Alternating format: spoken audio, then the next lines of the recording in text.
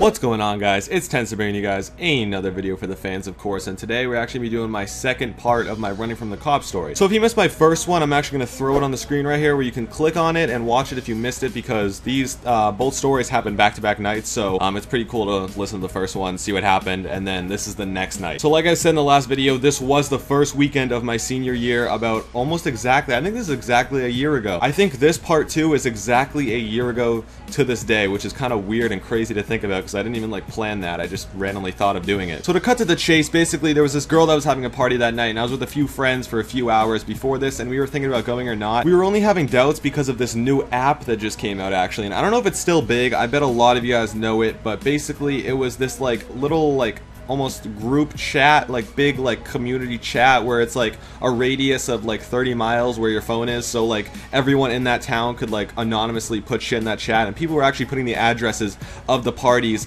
like happening that night in the chat, and the cops were actually aware of this app. They were reading it and, you know, taking those kids' advice and going to that address and checking it out. We figured out that's why the cops came to the house the night before, which is the other story, like I said, and so we were like, you know, do we want to get caught? Like, we could chance getting caught, but then everyone's going, so, you know, we could either run again, and we were almost like preparing to run, which is the crazy part. So we get there, we're there for about an hour and a half, at 9 o'clock to about 10:30, 11 maybe, and I don't want to mention alcohol, like, you know, trying to impress you guys again, but it was a factor. Make your own choices, I guess you could say. You could get fucked over by your parents like a few times I did in high school, but all I'm trying to say is it was a factor. I was drinking. I'm not trying to sound cool to any of you guys, it's just that it's part of the story. So I'm a bit out of it. I'm not completely gone, you know what I mean? I didn't down fucking a whole 30 pack, but at the same time, like, I'm feeling pretty damn good. And there was something so ironic that happened leading up to the cops coming before this happened. So basically, we have a friend, my group of friends, everyone knows him basically, and he's known for being a bit crazy, a bit wild.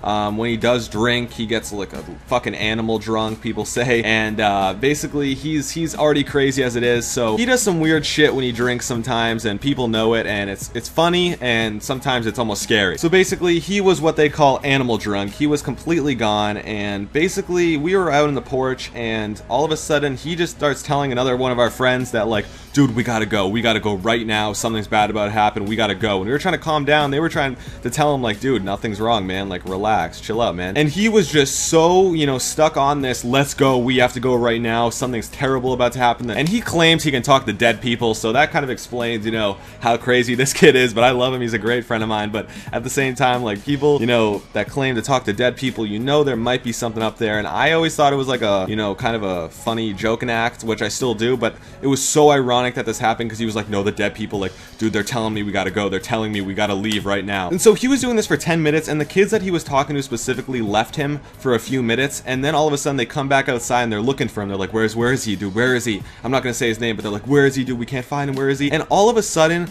we just see him standing in the dark, like in the backyard, just staring right into a tree. He's standing nose to nose with a tree, not moving, not saying a word, and just standing there. And we're like, we're calling his name. We're like, dude, like, what? Like, hello? And he's just not moving. He is like literally just standing there. And this was like one of the weirdest fucking things I've ever experienced, because it just made no sense. And so they go recover him from the tree. He, I don't know what, he's out of it completely. And then he gets back on the thing like, dude, we gotta go right now. And so eventually 3 of them, I believe it was, left.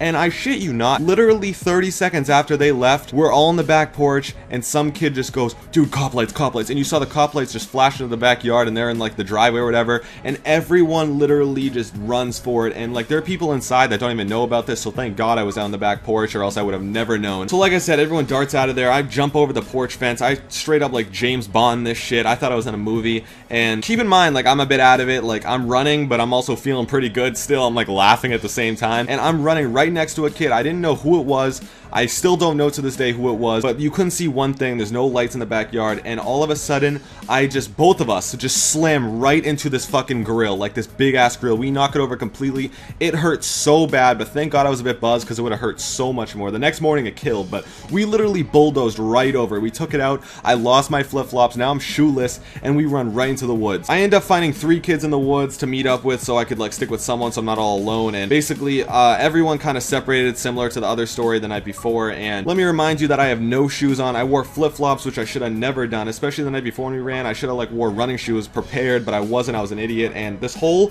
backwoods area was all rocks. Dude, it hurt so fucking bad, you don't even know. All three of these kids that I was with all had shoes, and I'm just sitting there. I'm struggling, man. Like, it hurt. It felt like I was just stabbing my feet, and I knew I had to get out of there. I had a lot of adrenaline, so it didn't hurt as bad, but oh my god, dude, it hurt so bad. And so we were in the woods for a good 45 minutes, right? And we ended up going in a big circle and then actually coming back to the backyard of her house somehow. We found it, and all of a sudden through the woods and shit, we're like peeking through, and you can see the cops with like 5 to 10 different people, probably the people inside the house that never got the cue that the cops were there. They all got caught. And basically, let me remind you that I have no shoes on again, so the cops actually shine the light down near our area. I don't know if they saw us or not, but they book it, the 3 kids I was with, and all of a sudden I know I have to book it, and I have no shoes on, back right into the rocks, and it hurt so bad. I almost lost the 3 kids I was with because it hurt so bad. I didn't think I was gonna make it. I was about to just give up and lay down in the woods for the rest of the night and just go to bed. So another 30 minutes in the woods, we're running around, and all of a sudden out of nowhere we find a main road, and I knew where I parked my car. I somehow remembered, even though I was still buzzed and shit, and we end up like fucking in a full circle so the cops don't see us. Somehow get in my car, which was very close to the house, by the way, where the cops were at. I don't know how we got there, and thank God I did not lose my keys, because that would have been terrible if I lost them in the woods. I would have never found them. My car would have been parked outside this person's house for a fucking I don't know how long. They would have been so suspicious of what was going on, basically. And I'm pretty sure I had alcohol in the back of my car, so yeah, it just would have all went just very downhill. We ended up getting in my car, and somehow we got out of there, man. I'm pretty sure we drove right by the house too, and the cops just somehow didn't follow us or anything. They saw us, you know, they probably saw us through the windows and shit, and somehow they just didn't decide that. I think they, you know, had enough, 5 to 10 kids there. That's all they cared about, and that's all they needed to go into the announcements the next, you know, Monday morning at school, just to let them know, like, just to send a message saying, like, you know, we're gonna find you guys, and you better not be fucking drinking and whatever, because you're gonna get fucked, just like these kids did. And we get out of there, and I end up dropping all of them off, and I get home with no shoes on, and dude, I woke up the next morning, and my feet, I could barely walk for 2 days. It hurt so bad. If you looked at my feet, you'd be so grossed out. I had cuts everywhere. It looks like my feet just got into a UFC fight almost. Just my feet got beat the fuck up by like Ronda Rousey. But yep, the next morning everyone was on that app, that little community app where you can type anonymously and joking around saying like who got caught and, you know, naming people off and stuff like that. And it was pretty fun, you know what I mean? 2 nights of running from the cops. It hurt like a bitch, but it was pretty fun. Looking back, it was probably the best start to the senior year, man. It was just action-packed, full of just crazy shit, and it was pretty awesome. So hopefully you guys enjoyed the second series of this whole running from the cops thing. Like I said, those were 2 nights in a row, back-to-back nights. Hopefully you guys enjoyed this. Leave a fat like on this video if you did. If you have any similar stories, let me know in the comments. Tweet at me, whatever. Follow me on Twitter, twitter.com/redtensor, @redtensor, however you want to say it. Always use code TENSOR on all G Fuel products. And yeah, I'll see you guys later, brothers. Peace out.